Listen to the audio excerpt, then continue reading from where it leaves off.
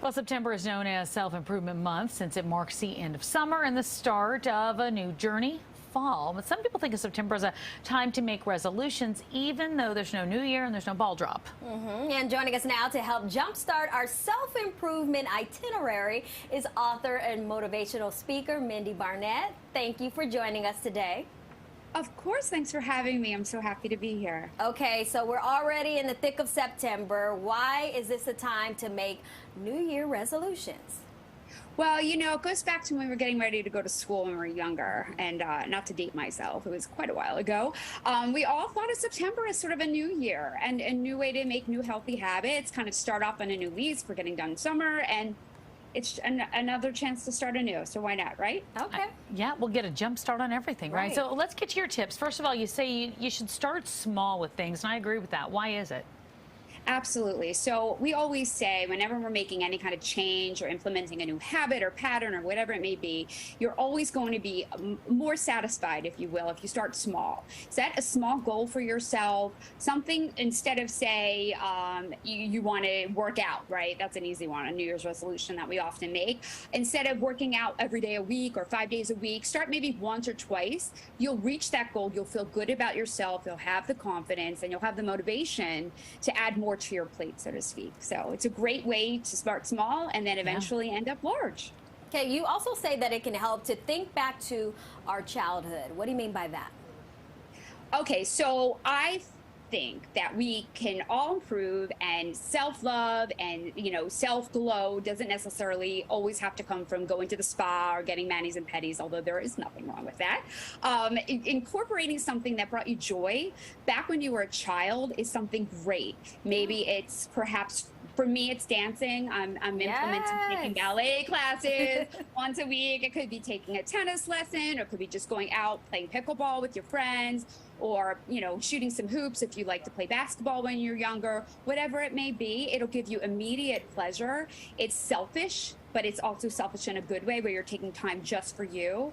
And, you know, if you can't do it every week, that's fine. We're all busy, but just try your best to implement it at least 2 or 3 times a month if you're able to, because you'll see the great rewards and how good you feel afterwards. I love it. A little flexibility in there too. So if you can't do it all the time, not to just give up.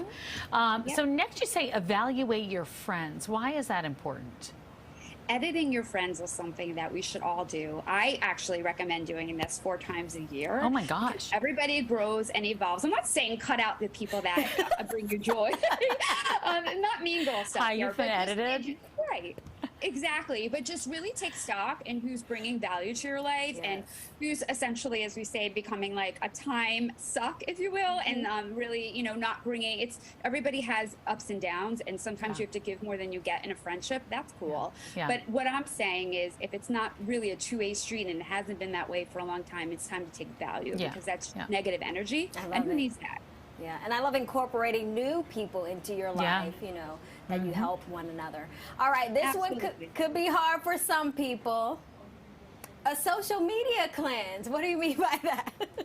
That's the hardest, I think, at least for me in PR. Thank you. Me too. Yes. Sometimes it's my nighttime entertainment, but it can be maladaptive if you're doing it a little too much. So I recommend doing maybe a 24-hour cleanse where you don't go on social media, dare I say, for a full day, and really see how you feel. I guarantee everybody watching this is going to feel tremendously great after that, because while it's awesome and it serves its purpose, certainly, for marketing and, you know, sales and things like that, and just reconnecting with friendships you otherwise may not have had the ability to, it also can be a downer in the sense that it brings on comparison. Everyone's posting happy pictures for the most part and things like that, and it also kind of takes up your time, right? So instead of looking at someone else's awesome life, start building your own. So that's you get warped in, especially the stories. I get warped into like the funny stuff, and I'm supposed to be watching 2, and then it's like an hour later. So when you say don't go on social media, what do you mean by that? All right. So next tip is good for our mind and our body. Eliminate one unhealthy food. And we just did a story about the keto diet. One unhealthy food from your diet. So what should you replace it with? Okay. So for me, I'll give you my example. my guilty pleasure is in the afternoon. I crave sugar. I have no idea why. Some people it's caffeine, and that would be something you might replace with, say, a white tea or something that's not caffeinated, because that's not good for us either, even though we all love it, right? But for me, like I say, it's sugar, and I tend to gravitate towards like chocolate, M&Ms, like gummy bears, things like that. Okay. So I have now replaced that with yogurt covered raisins. Oh, that's good. Fruit is obviously a better option, things like that. So just one thing, maybe it's your nighttime craving and you crave potato chips. So instead of that, perhaps opt for, air popcorn with like that's lightly salted. It's still going to give you that crunchy, salty texture and craving, fulfillment, but it's not going to obviously be as detrimental. It's not. I'm not talking about weight. It's more about your inner health, your inner body, because that exudes from the outside. Good advice. Good advice. Yeah. So finally, how do we get in the extra 30 minutes in the morning?